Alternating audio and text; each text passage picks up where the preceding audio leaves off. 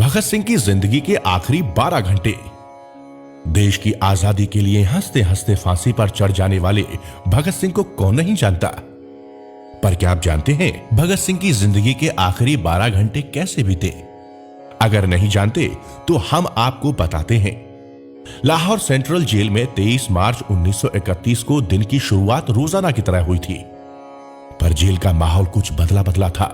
अभी कैदी सोच ही रहे थे कि आखिर बात क्या है। तभी जेल का हजाम बरकत वहां बुड़बुड़ाते हुए गुजरा कि आज रात भगत सिंह, राजगुरु और सुखदेव को फांसी दी जाने वाली है। उस पल ने सारे कैदियों को हिलाकर रख दिया। सारे कैदी चुप हो गए थे। उनकी निगाहें उस रास्ते पर लगी हुई थी जहां से भगत सिंह और उनके साथी फांसी पर लटकाए जाने के लिए गुजरने वाले थे। वार्डन चढ़त सिंह भगत सिंह का शुभ चिंतक था, जो उनके लिए लाहौर के द्वारका दास लाइब्रेरी से किताबें लाता था। भगत सिंह किताब पढ़ने के बहुत शौकीन थे। फांसी पर चढ़ने से कुछ समय पहले भी वो किताब पढ़ रहे थे। भगत सिंह जेल की कठिन जिंदगी के आदी हो चुके थे। उनकी कोठरी नंबर 14 में बस इतनी सी जगह थी कि उनका 5 फुट 10 इंच का शरीर आ सके। उन्होंने मुस्कुराकर अपने वकील मेहता का स्वागत किया। वकील मेहता ने उनसे पूछा कि आप देश को कोई संदेश देना चाहेंगे? भगत सिंह ने सिर्फ 2 संदेश दिए, साम्राज्यवाद मुर्दाबाद और इंकलाब जिंदाबाद। इसके बाद भगत सिंह ने मेहता से कहा कि वो पंडित नेहरू और सुभाष चंद्र बोस को मेरा धन्यवाद पहुंचा दें, जिन्होंने मेरे केस में गहरी दिलचस्पी ली थी। मेहता के जाने के बाद जेल अधिकारियों ने 3 क्रांतिकारियों को बताया कि उनको वक्त से 12 घंटे पहले ही फांसी दी जा रही है। कल सुबह 6 बजे की बजाय शाम को 7 बजे ही फांसी पर चढ़ा दिया जाएगा। भगत सिंह अपनी किताब के अभी कुछ पन्ने ही पढ़ पाए थे। उनके मुंह से निकला, क्या आप मुझे इस किताब को भी पूरा नहीं पढ़ने दोगे?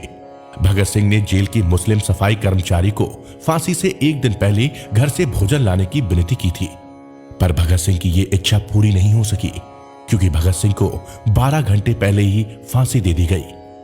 भगत सिंह, राजगुरु और सुखदेव तीनों क्रांतिकारियों को फांसी की तैयारी के लिए कोठरियों से बाहर लाया गया। तीनों आजादी का गीत गाते हुए चल रहे थे। सरफरोशी की तमन्ना अब हमारे दिल में है, देखना है जोर कितना बाजुए कातिल में है।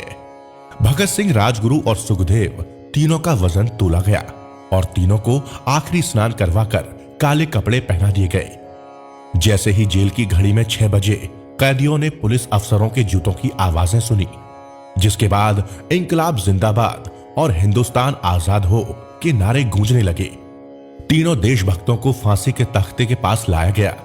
फांसी का तख्ता भले ही पुराना था, पर फांसी देने वाला जल्लाद बहुत तगड़ा था। भगत सिंह के एक तरफ राजगुरु थे और एक तरफ सुखदेव। भगत सिंह दोनों के बीच खड़े थे। फांसी के तख्त पर खड़े होकर बुलंद आवाज में इंकलाब जिंदाबाद के नारे लगाकर भगत सिंह ने अपनी मां को दिया हुआ वचन पूरा किया। भगत सिंह ने इतनी जोर से इंकलाब जिंदाबाद का नारा लगाया कि उसकी आवाज जेल के बाहर भी लोगों को सुनाई दी थी। उस आवाज को सुनते ही जेल के दूसरे कैदी भी नारे लगाने लगे।